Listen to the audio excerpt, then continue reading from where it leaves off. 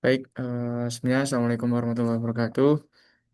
Eh, Kami dari kelompok 2 akan menjelaskan terkait laporan final kami, yaitu tentang informasi seputar pengaplikasian cashless yang ada di kantin PPNS. Kemudian untuk penjelasannya, sebelumnya saya perkenalkan saya Alvito, saya NRP 17. Saya Ananta Dri Pancawibawa, NRP 18. Nama saya Gila Alvin Saputra, NRP 10. Baik, untuk Baik, untuk yang penjelasannya pertama, bisa diserahkan ke Ananta. adalah laporan kelompok Gathering Information User Need identitas untuk dari kelompok 2 atas nama Alvito, Gilang, dan Ananta. Studi kasusnya tuliskan sistem informasi yang dipilih yaitu sistem pemesanan makanan kantin, kampus, pre-order makanan, pembayaran cashless. Untuk metodenya ada dua yaitu wawancara dan kuesioner. Yang kedua dari ringkasannya ya proses pengumpulan data dilakukan dengan dua metode, metode wawancara dan metode kuesioner. Di mana pada metode wawancara ini didapatkan 3 jawaban dan metode kuesioner mendapatkan 22 jawaban. Hasil wawancara yang pertama atas nama Aditya Firmansyah, seberapa sering Anda mengunjungi kantin PPNS dalam seminggu? Hampir setiap hari. Terus, apakah Anda pernah mengalami kesulitan dalam melakukan pembayaran ketika berada di kantin PPNS? Pernah ketika uang cash ketinggalan dan ingin melakukan pembayaran via kris oleh penjaga, terkadang tidak boleh dengan alasan tertentu. Apakah Anda pernah mengalami hal yang tidak mengenakan dalam melakukan pembelian dan pembayaran dalam kantin PPNS? Pernah saat ingin membeli makanan tidak dilayani padahal kupon sudah diberikan, tapi pedagang beralasan belum menerima kupon. Apakah Anda setuju jika akan dibuatkan sistem untuk mempermudah layanan pembelajaran pre-order dan pembayaran cashless dalam kantin PPNS? Menurut saya, untuk mengurangi antrean pembelian, bisa diadakan sistem pre-order guna mempercepat proses pengambilan makanan. Bagaimana pendapat Anda mengenai sistem yang kami akan buat untuk mengatasi masalah yang ada di dalam kantin PPNS? Sangat inspiratif. Yang kedua, atas nama Alvin dan Nisa Putra, TV23, seberapa sering Anda itu kurang lebih 5 sampai 7 hari setiap minggu. Apakah Anda pernah mengalami kesulitan dalam kantin PPNS? Kesulitan dikarenakan pembayaran hanya bisa cash dan itu sangat lama dan juga menumpuk antrian panjang. Apakah Anda pernah mengalami hal yang tidak mengenakan dalam melakukan pembelian dan pembayaran di kantin PPNS? Pernah, karena pembayaran yang hanya menggunakan cash menimbulkan antrian panjang dan menutup jalan. Itu sangat menyulitkan karena membawa makanan yang tidak saya tidak membawa makanan dan tidak bisa lewat. Apakah Anda setuju jika melakukan dibuat sistem pelayanan pre-order? Setuju, karena sangat dapat mengurangi antrian dan gerombolan yang menutup jalan dan serta efisiensi waktu juga. Yang kelima, bagaimana pendapat Anda mengenai sistem yang akan kami buat untuk mengatasi masalah yang ada di dalam kantin PPNS? Setuju, karena sangat bermanfaat bagi mahasiswa yang ingin membeli makanan di kantin PPNS. Setelah yang efisien bagi kami gitu. Atas nama Farel, itu seberapa sering Anda mengunjungi kantin? 5 kali dalam seminggu di jam istirahat makan siang. Apakah Anda pernah mengalami kesulitan? Iya, dalam proses pembayaran, kantin PPNS tidak menyediakan sistem cashless. Apakah Anda pernah mengalami hal yang tidak mengenakan? Pernah, karena ketika saya ingin membayar lewat kris, barcode disembunyikan oleh kasir dan juga kasir harus menunggu notif baru mahasiswa dapat diberikan kupon dan itu sangat memakan waktu. Apakah Anda setuju ketika akan dibuat sistem untuk mempermudah layanan? Setuju, karena efisiensi waktu dan pada proses cashless ini sangat cepat untuk transaksi. Bagaimana pendapat Anda mengenai sistem yang akan kami buat? Sepakat, karena metode kris dapat memberikan insight baru di era digital ini yang saya rasa sangat perlu sekali diterapkan karena sistemnya sangat fleksibel. Untuk hasil kuesioner dapat dilihat di sini, terdapat 22 jawaban responden tentang kebutuhan dan keluh kesah mengenai kantin BPNS. Diagram satu, pertanyaan satu, pertanyaan dua, pertanyaan tiga, pertanyaan empat. Bisa dilanjut oleh teman kami.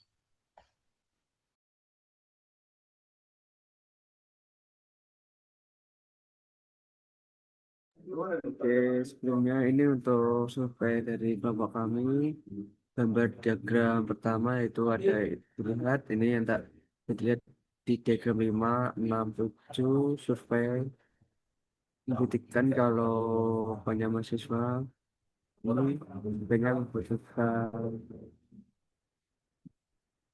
aplikasi atau web yang bisa mempermudah untuk pembayaran di kantin PPNS. Mungkin bisa ke bawah, bisa dilihat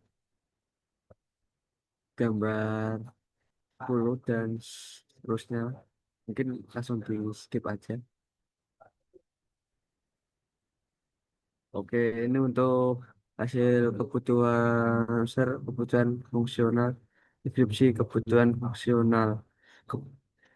Kebutuhan metode pembayaran secara cashless pada kantin PPNS. Dua, sistem pendaftaran online yang mudah diakses dan jelas persyaratannya. Ketiga, fitur variasi bank pembayaran yang dapat diakses oleh pengguna. Keempat, notifikasi yang dapat dilihat di handphone masing-masing pengguna. Kelima, akses pengguna sistem yang selalu diperbarui oleh sistem. Keenam, fitur variasi jumlah makanan yang ada di dalam kantin PPNS. Kedua, kebutuhan non-fungsional. Keempat, deskripsi kebutuhan non-fungsional. Satu, kemudahan untuk proses pembayaran bagi mahasiswa yang tidak mempunyai uang cash. Dua, sistem memiliki antar muka yang sederhana dan mudah dipahami. Ketiga, keamanan data pengguna untuk pembayaran terjamin. Dan keempat, mempercepat proses pembayaran untuk menghindari antri berkepanjangan karena proses cashless tidak perlu menunggu kasir untuk mencari uang kembali karena itu cukup memakan waktu. Kelima, sistem memiliki proses cepat untuk memproses pelayanan dan pembayaran. User story minimal 3 sampai 5 user story. Satu, sebagai mahasiswa PPNS saya ingin KDPS dapat menerapkan sistem pembayaran cashless sehingga efisien waktu. Kedua, sebagai mahasiswa PPNS saya dapat ingin dengan adanya layanan pembayaran cashless dapat mempercepat dan memanfaatkan untuk seluruh mahasiswa lain. Nah, ketiga, sebagai mahasiswa PPNS, saya ingin kantin PPNS memiliki sebuah sistem yang dapat membantu seluruh mahasiswa untuk mengatasi masalah dalam kantin PPNS. Keempat, sebagai mahasiswa PPNS, saya ingin sistem pembayaran dan pemesanan dalam kantin PPNS diperbaiki supaya tidak memperlambat mahasiswa ketika mengunjungi kantin PPNS.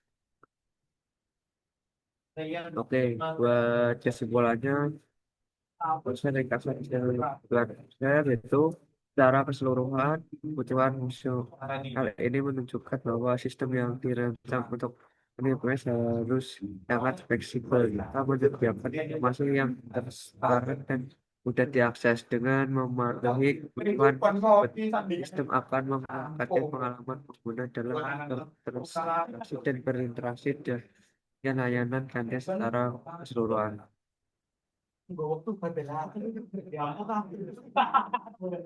Oke, untuk harus itu nama sukses C1 melihat menu after pelanggan, kemudian tujuan singkat melihat menu yang tersedia yang akan dipesan pesan pelanggan. Kedua, mencari ketersediaan makanan dan minuman. Admin memenuhi kebutuhan bahan pokok kali PNS.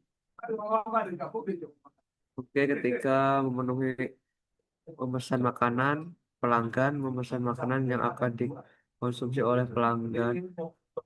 Keempat, melakukan pembayaran melalui cashless pelanggan. Transaksi di dalam proses terjadi jual beli. Keempat, membatalkan pemesanan pelanggan. Pelanggan membatalkan pemesanan jika makan tidak tersedia di kantin. Memeriksa dan melakukan data pembayaran oleh admin. Admin proses kapan jumlah porsi makanan yang terjual setiap harinya. Dan ketujuh, memverifikasi atau Setujui pesanan admin atau maksud pelanggan jika sudah membayar secara cashless.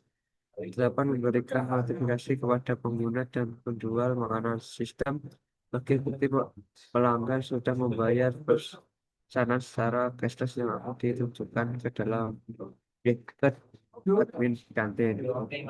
Oke, mungkin bisa dilanjut oleh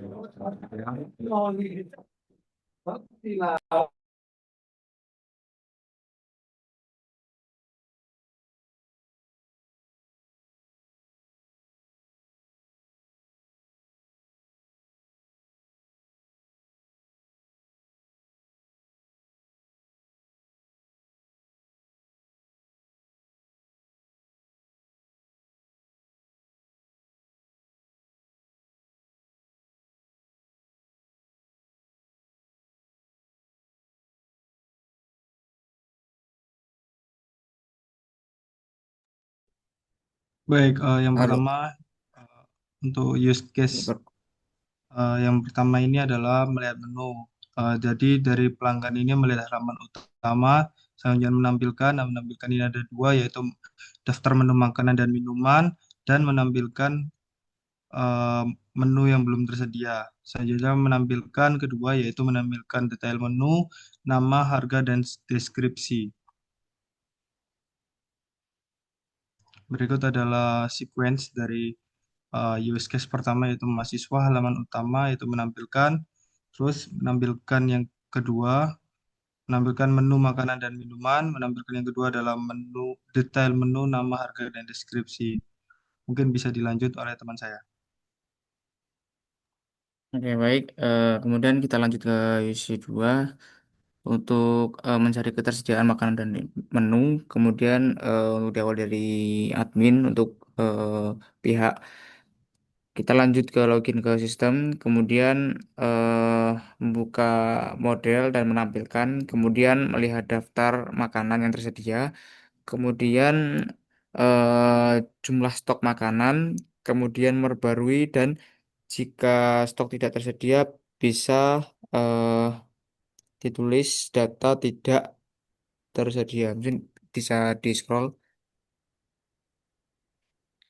Kemudian ini dilanjut oleh diagram sequence-nya. Kemudian mungkin bisa di scroll aja. Oke, baik. Ini untuk isi nomor 3 untuk pemesan makanan. Kemudian untuk pihak yang terkait Tuh, yaitu tuh, tuh, tuh, pelanggan. situ, situ, situ. Iki penjelasan. Kemudian lanjut ke isi nomor 3 yaitu pemesan makanan. Kemudian pihak yang terkait yaitu pelanggan. Kemudian pelanggan memilih menu, kemudian memesan dan juga memilih menu yang tersedia. Kemudian jika tidak tersedia, eh, stok tidak eh, mencukupi. Kemudian bisa di scroll. Ini diagram sequence-nya untuk user interface, kemudian memilih makanan. Sistemnya sama seperti eh, diagram yang di atas. Untuk tampilan menu bisa dilihat. Kemudian pengguna juga menentukan jumlah pesanan dan konfirmasi, kemudian update jumlah akhir, kemudian konfirmasi jumlah update, dan yaitu yang terakhir submit pesanan. Dan bisa di scroll. Nah, untuk user nomor 4 ini melakukan pembayaran melalui cashless, yaitu pihak yang terkait juga dari pelanggan. Kemudian pelanggan menyiapkan terkait e-walletnya, bisa Dana, Mandiri, ShopeePay, kemudian memilih e-wallet, kemudian memasukkan nominal, kemudian yang terakhir yaitu transaksi. Kemudian ini yaitu diagram sequence-nya bisa dilihat, bisa di scroll lagi, lanjut ke isi nomor 5.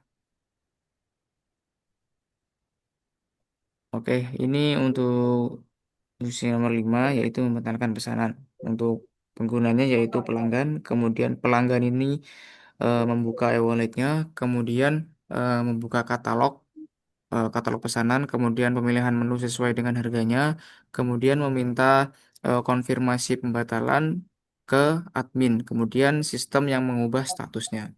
Bisa di-scroll untuk diagram sequence-nya seperti ini. Bisa dilihat.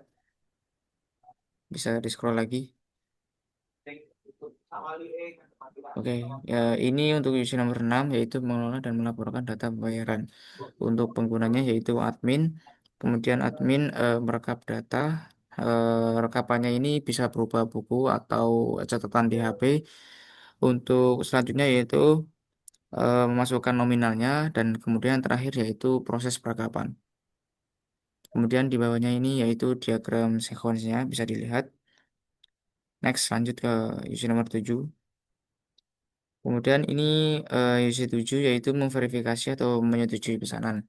Kemudian untuk pihak terkaitnya yaitu admin sendiri. Kemudian admin ini melihat daftar halaman dan daftar pesanan dan juga menampilkan sistem pembayaran. Kemudian memverifikasi bukti pembayaran yaitu bisa dicek valid atau tidak valid. Kemudian jika valid lanjut ke tahap penyajian. Kemudian di bawahnya yaitu diagram sequence-nya bisa dilihat. Oke, bisa di next. Nah, ini isu nomor 8 yaitu memberikan notifikasi kepada pengguna dan penjual. Kemudian untuk penggunanya yaitu dari sistemnya. Sistem ini mengkonfirmasi pembayaran, kemudian transaksi sudah sukses, kemudian pesan diterima, kemudian pesanan baru dan mengirimkan notif ulang, dan terakhir yaitu pengguna dan penjual menerima notifikasi sebagai bukti, bukti transaksi dan status pesanan. Untuk di bawahnya yaitu diagram sequence-nya bisa dilihat. Oke, bisa di next. Oke, untuk selanjutnya bisa dijelaskan oleh rekan kami. Baik, yang terakhir yaitu deskripsi use case. Yang pertama use case pertama atau melihat menu, aktornya adalah pelanggan. Prakondisinya pelanggan telah membuka aplikasi atau sistem pemesanan kantin. Alur utama yaitu pelanggan masuk ke halaman utama sistem. Sistem menampilkan daftar menu makanan dan minuman yang tersedia. Tiga, pelanggan dapat melihat detail menu, nama, harga, ketersediaan, dan deskripsi. Alur alternatif, jika data menu tidak tersedia, sistem menampilkan pesan menu belum tersedia. Pasca kondisi, pelanggan memperoleh informasi menu yang tersedia untuk dipesan. Untuk use case kedua, yaitu mencari ketersediaan makanan dan minuman. Aktornya adalah admin. Prakondisinya admin telah login ke sistem. Alur utamanya adalah admin membuka modul stok bahan dan menu. Sistem menampilkan daftar bahan dan menu yang tersedia. Admin memeriksa jumlah stok makanan dan minuman. Admin memperbarui stok data bila diperlukan. Alur alternatif, jika data stok tidak ditemukan, sistem menampilkan pesan data tidak tersedia.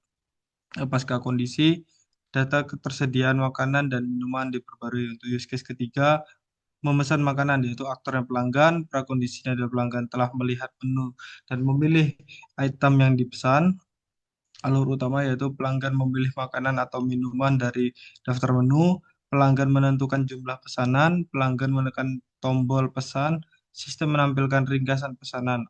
Alur alternatif, jika stok makanan tidak cukup, sistem menampilkan pesan stok tidak mencukupi. Pasca kondisi, makanan tersimpan di sistem dan menunggu proses pembayaran atau verifikasi. Untuk use case kelima yaitu pembatalan pemesanan, yaitu aktornya ada pelanggan. Pelanggan telah melakukan pemesanan. Alur utamanya adalah pelanggan membuka daftar pesanan, pelanggan memilih pesanan yang dibatalkan, sistem meminta konfirmasi pembatalan, pembatalan mengkonfirmasi pembatalan, pelanggan mengkonfirmasi pembatalan, sistem mengubah status pesanan menjadi dibatalkan. Untuk alur alternatifnya adalah jika pesanan sudah diproses oleh admin, pembatalan tidak dapat dilakukan. Pasca kondisi, pesanan dibatalkan dan tidak diteruskan ke proses pembayaran atau pengantaran. Untuk use case keenam yaitu mengelola dan melaporkan data pembayaran. Aktornya adalah admin, prakondisinya adalah admin telah login dan transaksi telah terjadi. Alur utamanya adalah admin membuat modul laporan pembayaran, sistem menampilkan data transaksi harian, admin melakukan rekap jumlah porsi dan total penjualan, sistem menghasilkan laporan penjualan. Alur alternatifnya jika data transaksi kosong, sistem menampilkan belum ada transaksi hari ini. Pasca kondisinya, laporan pembayaran tersimpan dan siap untuk evaluasi harian. Untuk use case ketujuh yaitu memverifikasi atau menyetujui pesanan. Aktornya adalah admin, prakondisinya adalah pelanggan telah melakukan pembayaran cashless. Alur utamanya adalah admin membuka daftar pesanan yang masuk, sistem menampilkan status pembayaran pelanggan, admin memverifikasi bukti pembayaran, jika valid, admin menyetujui pesanan. Alur alternatif yaitu jika bukti pembayaran tidak valid, admin menolak pesanan dan sistem memberikan notifikasi ke pelanggan. Pasca kondisi pesanan dinyatakan valid dan diteruskan ke tahap penyajian atau pengantaran. Untuk use case yang ke-8, memberikan notifikasi kepada pengguna dan penjual. Aktornya ada sistem, pembayaran telah dikonfirmasi oleh pelanggan. Alur utama sistem mendeteksi transaksi berhasil, sistem mengirimkan notifikasi ke pelanggan atau pesanan diterima, sistem mengirimkan notifikasi ke penjual atau admin, ada pesanan baru. Untuk alur alternatifnya adalah jika koneksi gagal, sistem mencoba mengirim ulang notifikasi. Pasca kondisi, pengguna dan penjual menerima notifikasi sebagai bukti transaksi pesanan dan status pesanan. Baik, Baik, cukup dari kelompok 2 mengenai eh, sistem pembayaran cashless di kampus PPNS. Kemudian cukup sekian dari kelompok kami. Mohon maaf apabila ada salah kata. Sekian, wassalamualaikum warahmatullahi wabarakatuh.